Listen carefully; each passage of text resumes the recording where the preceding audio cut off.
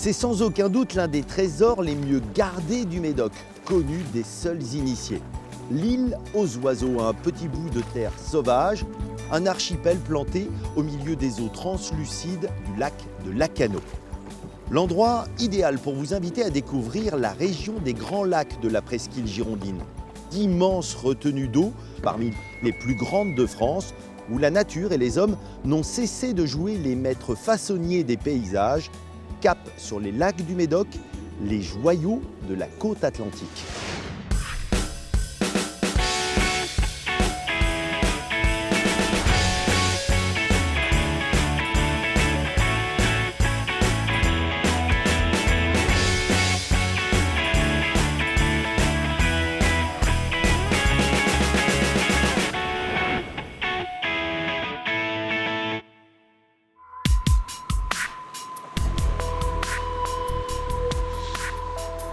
C'est une longue presqu'île de 50 km en forme d'éventail, bordée d'un côté par l'estuaire de la Gironde, de l'autre par l'océan Atlantique. Grâce à ses interminables plages de sable fin et son vignoble, le Médoc attire chaque année de nombreux visiteurs. Mais il est longtemps resté un petit bout du monde, un territoire difficile, exigeant, marqué par l'omniprésence de l'eau. Ce n'est pas un hasard si on trouve ici deux des plus grands lacs d'Aquitaine. Ce matin-là, pour nous souhaiter la bienvenue à Carcan-Ourtin, la nature avait sorti le grand jeu.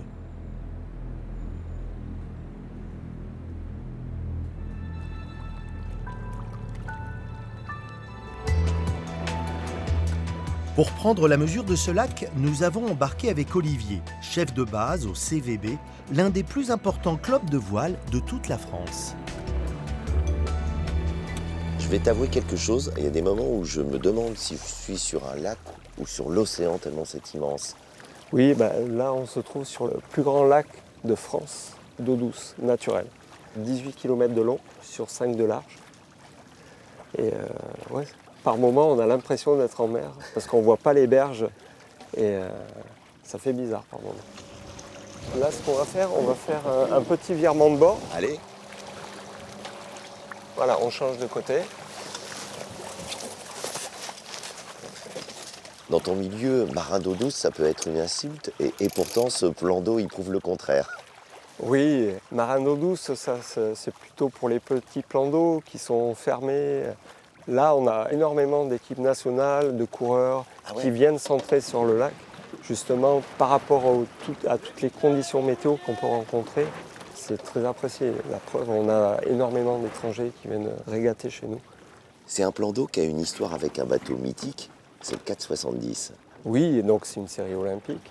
On a d'ailleurs les championnats de France qui vont se dérouler samedi. Actuellement, on a derrière nous l'équipe de France qui est en train de s'entraîner. Donc ils viennent tous les ans à cette époque-là, avant le Grand Prix de l'Armistice. Tranquille là, 95. Qu'est-ce qu'ils viennent trouver ici d'ailleurs? Parce que... Les conditions, là, ouais. Bon, pas aujourd'hui. Si. Ah oui. Si.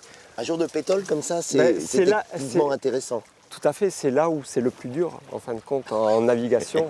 Je confirme. Parce que c'est trouver le vent, trouver l'équilibre que l'on peut avoir sur le bateau, aller chercher le vent là où il est, c'est beaucoup plus compliqué.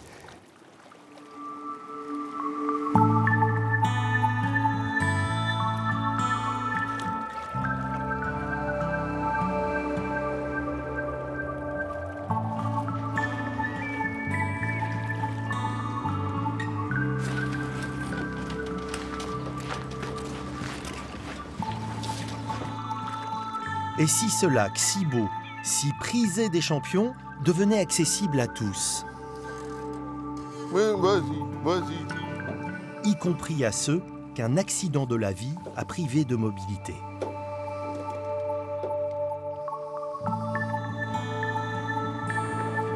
C'est le pari réussi par le club de Carcan-Ourtin, très fier de son label Sport pour tous.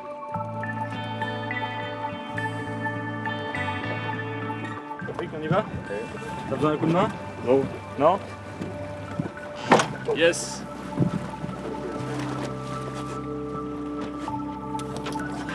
Allez, je te laisse prendre la barre. Qu'est-ce qu'il est là ce bateau?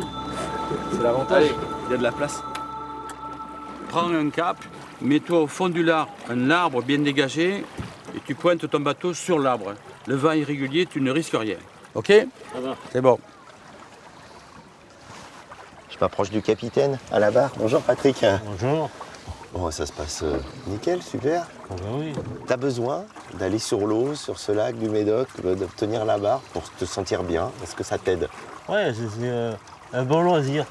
Un bon loisir qui permet d'évacuer aux zones portées. C'est très agréable, quoi. Je vois ton fauteuil qui est là, et là, t'es là à la barre. Comme si ton handicap, tu l'avais laissé. C'est une façon de retrouver une autonomie presque. Il y a une autre autonomie, ouais. Parce que dans la vie de tous les jours, tu l'as trouvé ton autonomie. Oui, oui. Ouais, ouais. Il y a un peu longtemps déjà, oui. En tout cas, moi, je sais que je serais incapable de barrer ce bateau. Hein. Ben, chacun son job, hein.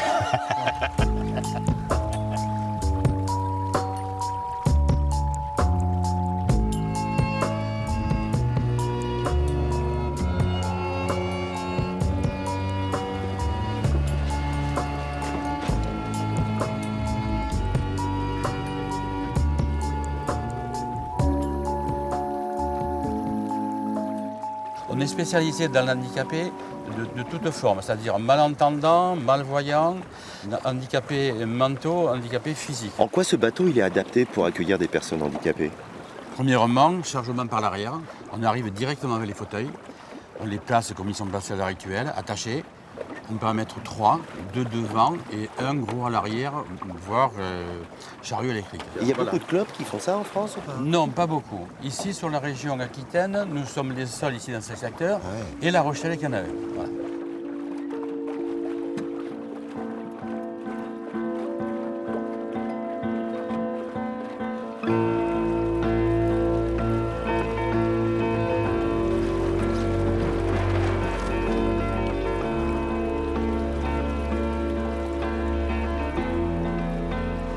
Alors Jordi, comment ça se passe? Parce que toi, t'es carrément tout seul là sur le bateau, tu oui. décides de tout. Bon, généralement, on a toujours quelqu'un qui nous accompagne, quoi, les Antilles, c'est comme ça, toujours. Donc c'est vrai que là, c'est bien, on est tout seul. Là, on est vraiment autonome, en fait. Parfois, on fait en 95% des choses, et puis les 5%, c'est ça qui nous manque, et on est obligé de demander de l'aide. Ça nous embête. Je vais dire quelque chose, moi je suis en admiration. Pourquoi? Parce que je pense que si j'avais ton handicap, je serais pas capable de partir tout seul là, sur cet immense lac. Il y en a plein qui me disent, c'est impressionnant. Mais si j'avais pas le sport en même temps, je ferais rien de ma vie, en fait. Donc, je fais du sport et encore du sport. Voilà. C'est tout. Bon, on va te laisser continuer à naviguer. Merci. Et qu'est-ce qu'on dit, bon vent, c'est ça? Ben oui. Bonne nave, merci. Bonne nave, salut. On fait la course? Et on peut.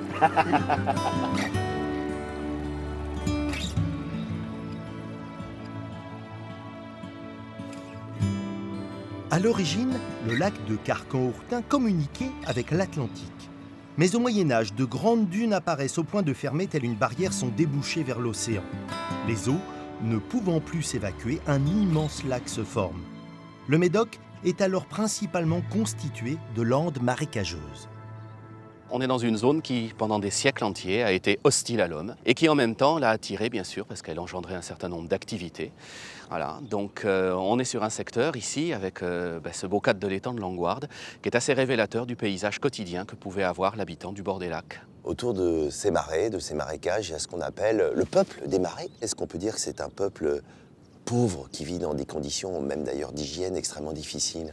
Oui, c'est très difficile, effectivement. On en a de nombreux témoignages au XVIIIe, au XIXe siècle, parce qu'on commence à avoir des rapports de médecins qui s'intéressent notamment aux maladies endémiques de cette région, que l'on ne constate que dans la lande médocaine. Donc c'est une zone, effectivement, où les conditions de vie sont très dures, où l'espérance de vie est relativement courte.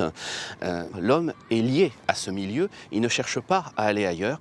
Et il y a un mot que je trouve très beau, c'est cet auteur qui, au milieu du XIXe siècle, écrit que ces paysans landescotes, comme on les appelle, sont rivés à leur souffrance. Je regarde ce paysage et je comprends la difficulté des hommes de l'époque. Il faut trouver de quoi manger, de quoi vivre. Comment on s'y prend? Alors il y a toujours un petit peu de culture dès qu'on s'éloigne des bords de l'étang, des cultures très pauvres d'ailleurs, ce qu'on appelle le blé noir, le seigle, toutes ces choses-là. Et puis ce complément alimentaire effectivement que représente le produit de la pêche. Et là, on devient très ingénieux parce qu'on crée des pêcheries. C'est des ouvrages particuliers. Il faut avoir un réel savoir-faire, une expertise. Mais je dirais que c'est dans la nature de l'homme. Il utilise ce qu'il a sous la main. Et son objectif, c'est de capturer le poisson au débouché des étangs.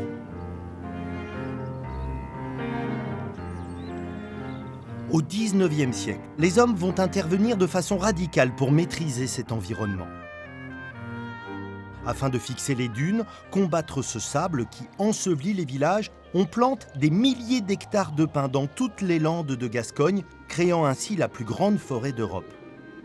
Mais ici, dans le Médoc, on décide d'aller encore plus loin. Entre 1860 et 1880, on crée sur 58 km le canal des étangs. Les grands lacs sont alors reliés au bassin d'Arcachon. Objectif : permettre aux eaux de s'évacuer afin d'assécher les marais. Alors tu es ici à l'endroit où le 17 avril 1860 a été donné le premier coup de pioche pour le creusement du canal des étangs, 4 ans avant son inauguration finale. Les promoteurs de ce projet, ils mettent en avant l'argument de santé publique. Est-ce réellement la seule visée? Ah, il y a un peu de propagande dans tout ça. On est en 1858 et ces deux hommes, qui s'appellent Jean-Baptiste Clerc et Hippolyte Tessier, décident de fonder une société pour l'assèchement des marais du littoral. Parce qu'il faut préciser que ces promoteurs, ils ont beaucoup de terre ici et lorsqu'on assèche, on crée en fait des terres cultivables. C'est ça, bien sûr. Ce ne sont pas des philanthropes qui sont venus de Paris pour sauver les Landes. Ils ont tous les deux des intérêts dans le pays. Jean-Baptiste est né à Hourtin d'ailleurs, même s'il a fait une carrière de négociant brillante à Bordeaux, jusqu'à acheter l'un des grands crus les plus célèbres du Bordelais. Et quant à Hippolyte Tessier, sa famille, depuis 2 générations, possède l'ancienne seigneurie de Lacanau avec ses milliers d'hectares de landes. Donc tous les deux ont un intérêt tout à fait personnel à cette mise en valeur. Est-ce que c'est une période où le regard sur ces zones humides va aussi changer? Très lentement, l'ambition était de faire abaisser les eaux d'environ 2,50 m. C'est-à-dire qu'au lieu de patauger dans des marécages, on pouvait directement s'approcher du bord de l'eau. Et ça, très rapidement, ça va attirer un certain nombre de personnes, des botanistes bien évidemment, qui vont se passionner pour la flore des étangs, les archéologues qui vont découvrir des trésors de civilisations préhistoriques, et puis très rapidement les artistes peintres. Les romans, les nouvelles vont fleurir et les landes vont devenir attractives.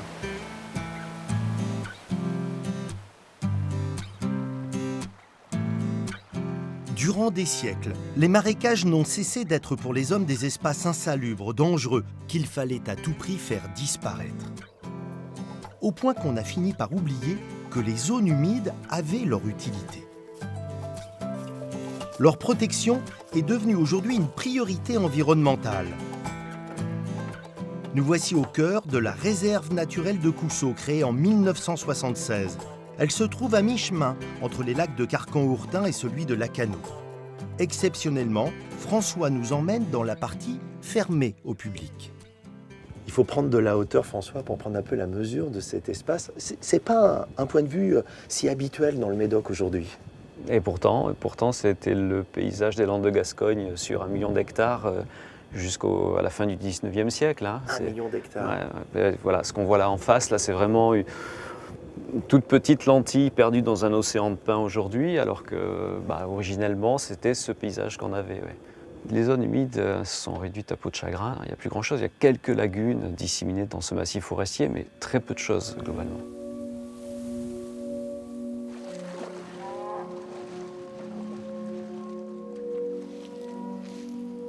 Explique-moi pourquoi ces zones humides, si mal considérées pendant longtemps, elles ont en fait beaucoup de services à nous rendre. Il faut savoir que sur une réserve de petite taille comme Coussot, qui fait 800 hectares à peine, c'est presque 3000 espèces animales et végétales différentes. Voilà. Alors bien sûr, ça comprend la plus grande part qui sont les insectes, hein, mais malgré tout, voilà, y a tout un volet biodiversité absolument essentiel à préserver. Un sang tranquille. Un petit groupe, là, il y a une vingtaine, il y a 24 vaches là, sur Coussot actuellement.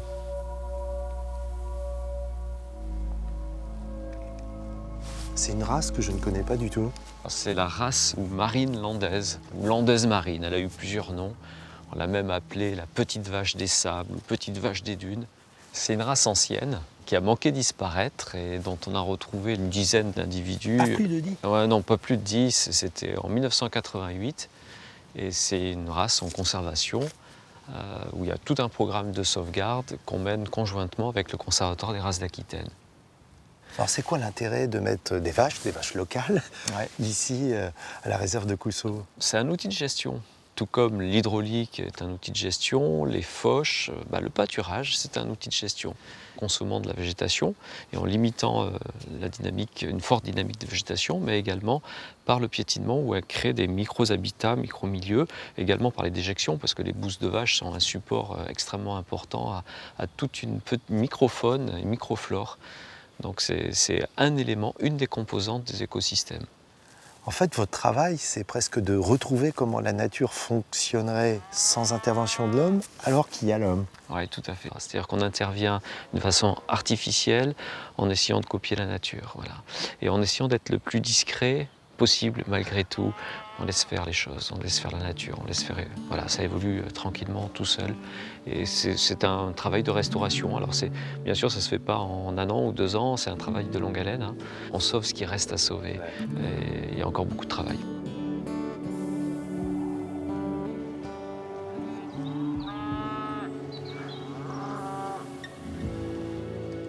Quand tu viens le soir sur ce belvédère, qui est un lieu en plus là accessible au public, où on domine l'étang, le marais, tu ressens quoi personnellement? Tu as un lien fort avec cet endroit?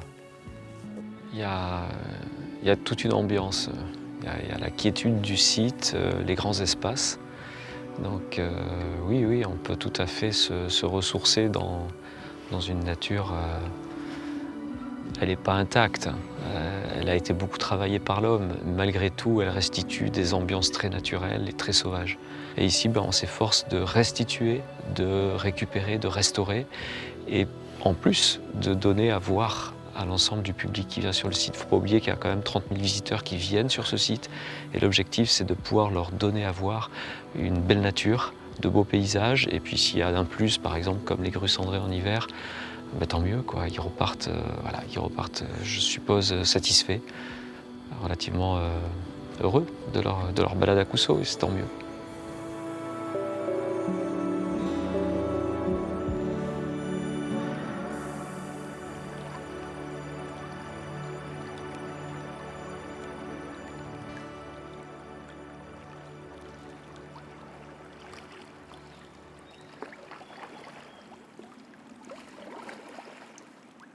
Quel privilège d'être là à ce moment-là, Sylvain.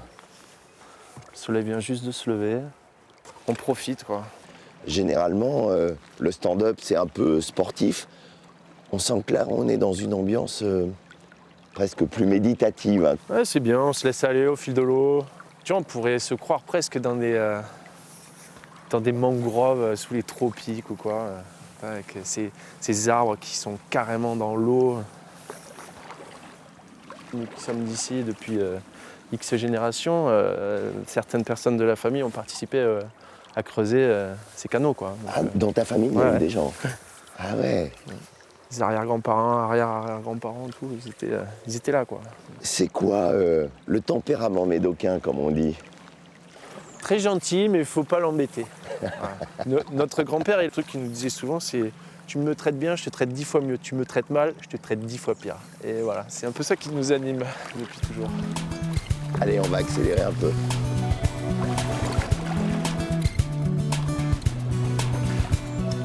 Oh, mais tu es joueur, toi. Hein. Ah bah, il faut.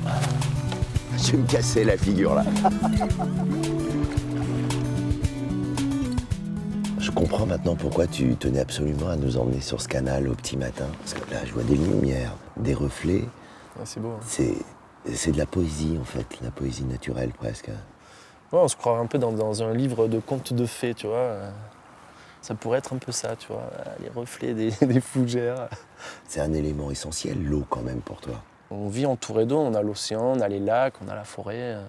Voilà, il y a des petits cours d'eau partout qui alimentent le canal et qui se déversent dans les lacs et tout. Ouais, on est entouré d'eau ici. C'est un marais ici, hein, donc... Cette eau, elle semble marron. Et c'est juste le fond, en fait, elle est hyper pure. C'est que de l'eau de pluie, il n'y a aucune eau usée qui se jette ni dans le canal, ni dans les lacs. À l'époque, nos grands-parents, tu vois, ils la mettaient dans le Ricard. Ça, c'est vrai. Hein.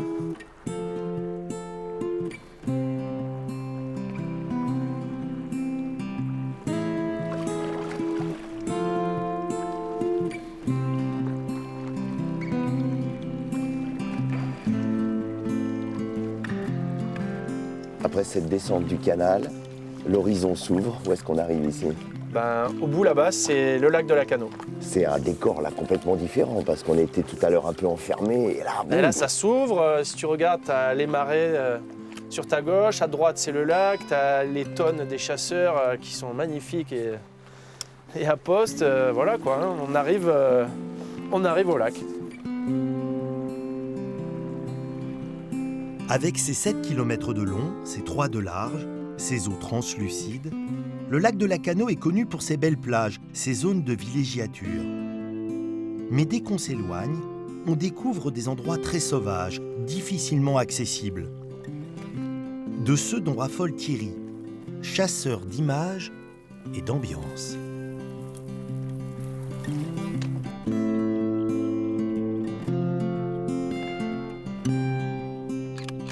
Là, cette photo, sans le kayak, tu ne l'as pas.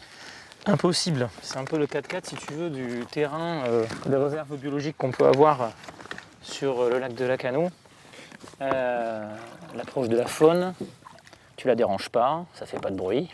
De surcroît, ça pollue pas en plus, c'est pas mal. Et surtout, en fait, tu peux avoir accès à la fois à l'eau, au large, et aussi à la berge et entre les deux. Dès qu'on passe comme ça au milieu des roseaux, on est immédiatement transporté dans une autre dimension, je trouve. C'est un autre monde. En fait, c'est pas un autre monde, c'est notre monde. C'est le vrai. Qu'est-ce qui t'a donné envie de venir faire des photos dans ces endroits-là, les lacs du Médoc? Au tout début, en fait, c'est un héritage. J'ai un père passionné de photographie qui me levait à 5h du mat. On allait sur la dune du Pilat pour prendre des clichés. Alors en fait, on peut dire ce qu'on veut, mais ces ambiances-là, c'est des moments qu'on retrouve là, maintenant. C'est vrai que dans notre monde aujourd'hui qui est tellement truqué, là c'est l'inverse en fait. C'est-à-dire on n'a pas besoin de truquer pour avoir une belle ambiance, il suffit d'être là à l'instant T. Quand je regarde tes photos, je me dis, quoi, tu utilises des filtres pour avoir ces couleurs ou pas? Non, rien. C'est vrai? Ouais. J'essaye de rendre le plus pur possible la photographie. C'est-à-dire que c'est une fenêtre, pour moi c'est vraiment une fenêtre de vérité. Il n'y a pas de trucage, il n'y a pas quoi que ce soit. Parfois sur mes photos, tu verras, il y a des défauts, mais j'ai envie de dire que c'est ça qui fait leur beauté finalement. Parce qu'une photo qui n'a pas de défaut, c'est pas trop la réalité quoi finalement. Je comprends quand tu me dis, j'en ai besoin. Quand on a goûté ça, c'est une drogue.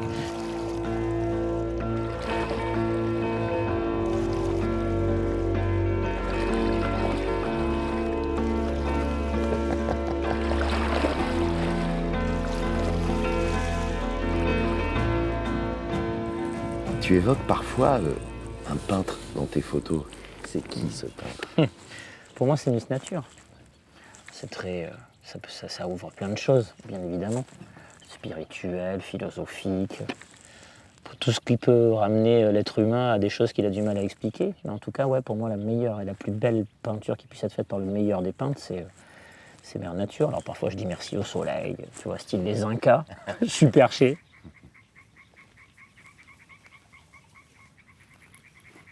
C'est un endroit qui éveille les sens. Parfois, tu prends des photos aussi en écoutant. T'es obligé. En fait, regarde, tu vois, là, par exemple, on est sur une configuration face au soleil. On est complètement ébloui. C'est-à-dire, si tu regardes dans ton objectif, tu vois plus rien. Tu vois des silhouettes, des machins. Donc, en fait, t'es branché sur les sens. Et le son en fait partie. Un bruissement d'eau, tout de suite, on va les chercher. Ça peut être un canard, un cygne, un héron. Là, tu vois, ils chantent, quoi. C'est clair, net et précis, quoi. J'ai l'impression que la photographie, telle que tu la pratiques, ça se rapproche presque de la méditation. Ici, maintenant, être en fusion avec cet endroit. C'est plus que ça se rapproche, c'est la méditation totale. Tu deviens le roseau, tu deviens le nénuphar, tu deviens la grenouille, tu deviens l'eau qui est autour de toi. Quand on prend une photo, on se met en apnée, un peu comme un tireur d'élite. À un moment, il ne faut plus que ça bouge, il ne faut plus qu'il y ait quoi que ce soit. Donc tu es branché directement sur les sons, les ambiances, le vent. Tu arrêtes tout, tu cliques. Et puis avec un peu de chance, t'as ta photo, quoi. C'est pas tout le temps. Et ça te rend heureux, visiblement. Ah ben là, c'est de l'amour, ouais, concrètement. Concrètement, ça t'amène des émotions très hautes. Parce que franchement, regarde, ça vaut combien, ça? Tout l'or du monde.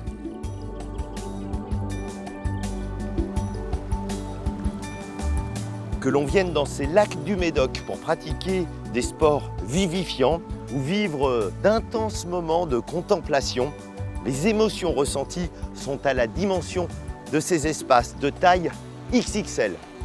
Et c'est sans doute là la force des grands espaces naturels, nous mettre en relation avec notre histoire, notre passé, tout en permettant aux âmes curieuses de s'inventer leur propre aventure.